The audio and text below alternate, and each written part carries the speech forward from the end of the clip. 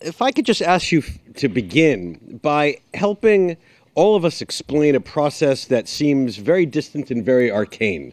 Earlier this year, there was a huge controversy about planning decisions in a neighborhood in Jerusalem, Ramat Shlomo, that emerged when the vice president was in Israel and caused a deep breach in the U.S.-Israeli relationship. Could you help us understand who makes decisions about planning in Jerusalem? Sure. Who is responsible? How does that process, in brief, run? And what actually happened that blew up that day? This is an amazing story. I'll try to make it, to simplify it for you. First of all, there's no freeze in Jerusalem. Nobody ever declared a freeze in Jerusalem. Jerusalem is being built on a daily basis. Israeli law, unlike, by the way, the West Bank, Israeli law applies in Jerusalem.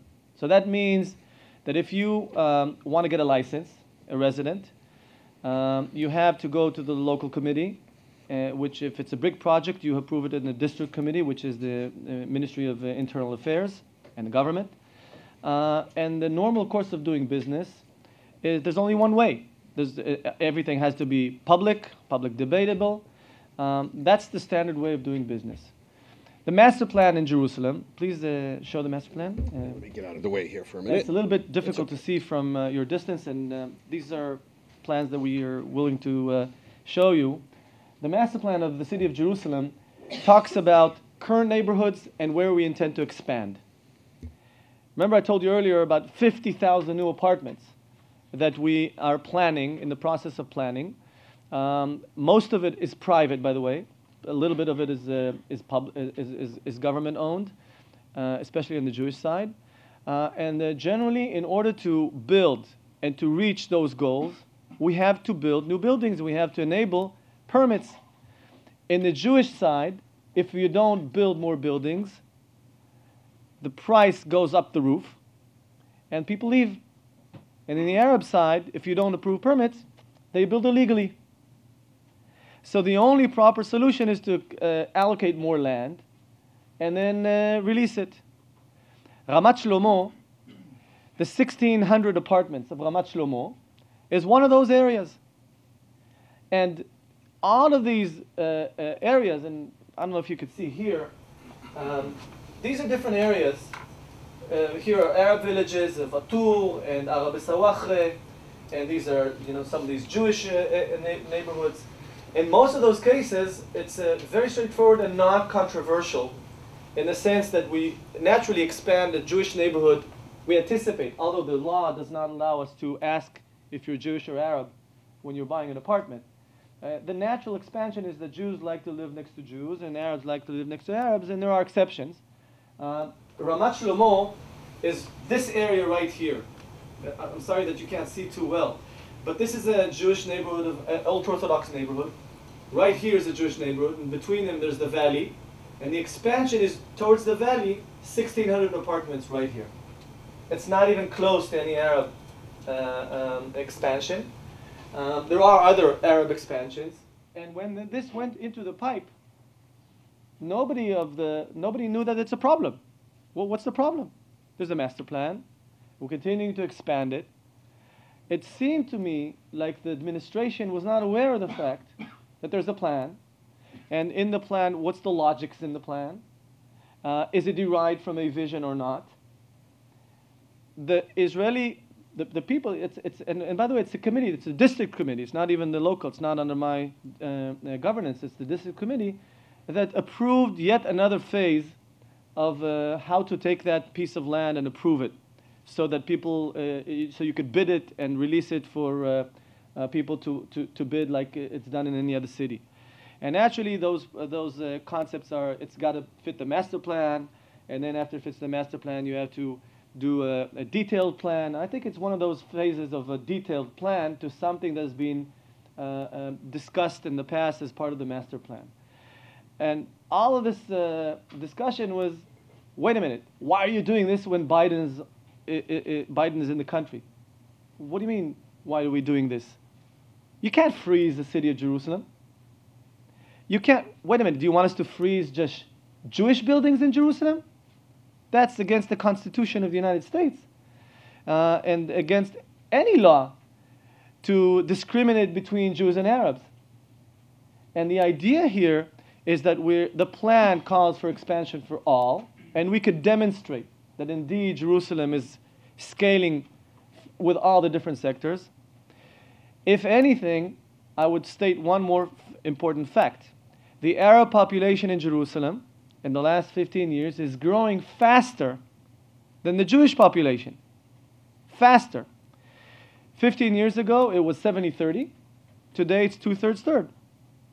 In other words, if anything, it's the other way around. So why are you telling us to freeze by race under one law?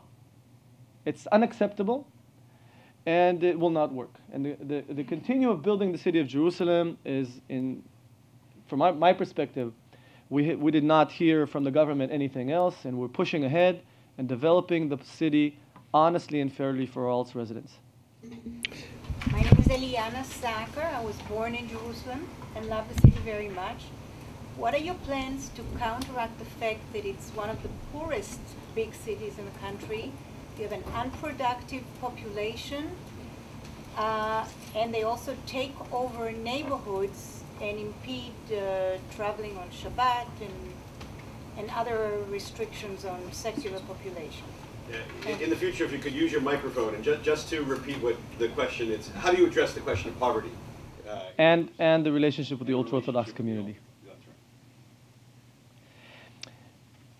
I believe that in order to get Jerusalem out of its poverty, we have to develop some engines that are economic drivers. And as an entrepreneur, business entrepreneur, I said earlier that I work with Professor Michael Porter to articulate competitive strategies for the city. The reason this is so important because we want to attract the business world to make investments. It will not work only by government, public money. We have to encourage the private sector to play ball. And by doing that, what we've been doing is creating demand for the city. When this year we may hit 3 million tourists for the first time. We're close. That already on its own is huge opportunities for businesses. Creating the tax incentives, we're going to be declaring very soon with the government a few plans to encourage and to give tax breaks to different companies, especially in the areas that we have competitive advantage, that enables us to focus.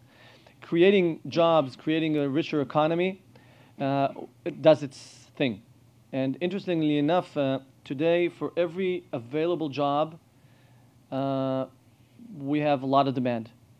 So today it's when people want to develop businesses, there's a big demand by the public to go and get a job. The ultra-Orthodox community is going through a paradigm shift. In the past, it wasn't acceptable, or they wouldn't say out loud that going to get a job is the right thing to do. There's a college, an ultra-Orthodox college that started 5 years ago with a few dozen. Today it's 1,000 students strong. It's the Ultra-Orthodox College of Jerusalem, and we have to allocate land for them for 5,000 people. Now those are people, there are 800 women and 200 men. Not only is it acceptable, it's become recommended. I see big changes in the behavior of the Ultra-Orthodox when it comes to job creation. Now the areas we chose to boost the city, culture tourism, health life sciences, and outsourcing, it's very complementary to one each other, and it actually is a big employer of the Arab population, the Jewish population. It's a nice mix. We're on target.